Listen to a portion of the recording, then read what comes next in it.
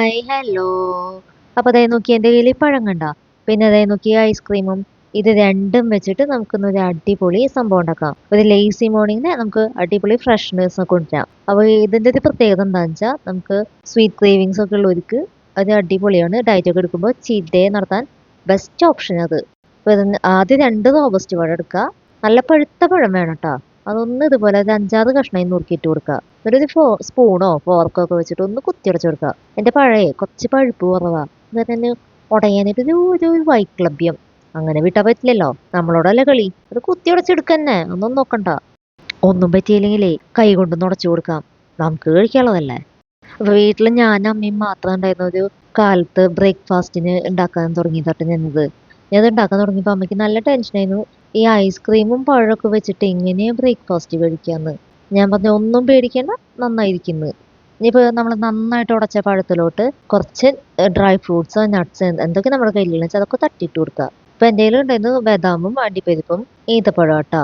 നമ്മുടെ കയ്യിൽ എന്തൊക്കെ ഡ്രൈ ഫ്രൂട്ട്സ് നട്ട്സ് ഉള്ളതെന്ന് വെച്ചാൽ അതൊക്കെ ചേർക്കാം. ഇപ്പോൾ ബ്രേക്ക്ഫാസ്റ്റ് ഇല്ല, നല്ല ഹെൽത്തി ആവട്ടെ, ഒട്ടും കുറയ്ക്കണ്ട.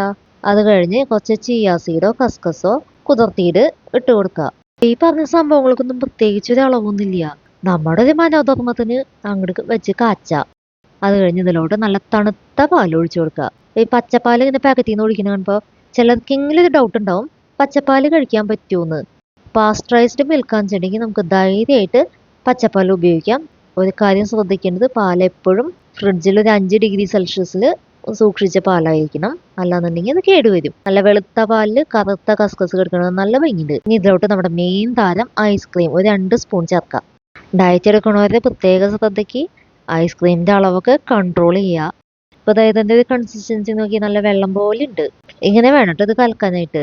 ഇനിയിപ്പോൾ ഇത് നമുക്ക് കഴിക്കാനുള്ളൊരു പാത്രത്തിലേക്ക് മാറ്റാം.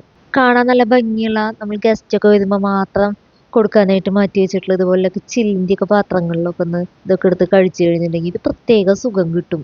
ഒരു ഫ്രഷ്നെസ് ഒക്കെ എന്തോ ഒരു സംഭവമൊക്കെ ആയിട്ട് തോന്നും നമുക്ക്. എനിക്ക് അങ്ങനെ തോന്നിയിട്ട് അതുകൊണ്ട് പറഞ്ഞതാ.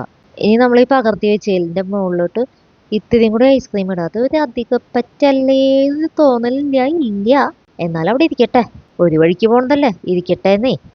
ഇനിയിപ്പോൾ ഇതൊന്ന് ടേസ്റ്റ് ചെയ്ത് നോക്കാട്ടോ. ഇതിങ്ങനെ പതുക്കെ കോരിയെടുത്ത് വായിലോട്ട് ഇങ്ങനെ വെച്ചിട്ട് കണ്ണടച്ച് പിടിച്ച് ഇങ്ങനെ തന്നെ ശ്രദ്ധിച്ച് അലീച്ചലീച്ച് ഇങ്ങനെ കഴിക്കുക. എന്താ ഒരു രസം. അമ്പോ, പൊളിച്ചത് സൂപ്പറാട്ടാ. ഇതിങ്ങനെ ആസ്വദിച്ച് മെല്ലെ കഴിക്കുക. അത്രയുള്ളൂ. അപ്പൊ ടാറ്റാ, ബൈ ബൈ. അപ്പൊ ആരും മറക്കാതിരിക്കോ സബ്സ്ക്രൈബ് ചെയ്യാട്ടാ. പിന്നെ ലൈക്ക് ചെയ്യുക, ഷെയർ ചെയ്യുക, അഭിപ്രായങ്ങൾ കമന്റ് ചെയ്യുക. അപ്പൊ ടാറ്റാ, ബൈ ബൈ.